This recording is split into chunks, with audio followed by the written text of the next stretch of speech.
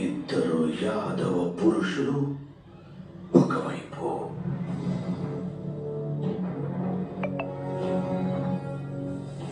ఈ యాదవులిద్దరూ యుద్ధంలో ఎవరి పక్షాన ఉంటారో ఆ పక్షానికి విజయావకాశం అధికంగా ఉంటుంది.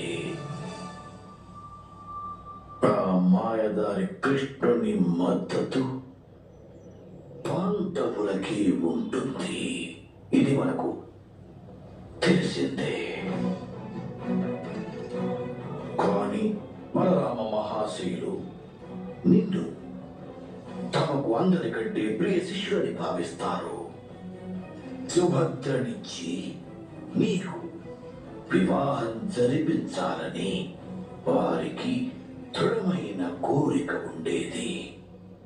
ఆ సమయంలో నీకు జరిగిన అవమానానికి మేనల్లుడా, నీవు ఆ కన్యటిని ఈ రోజు చింతించు.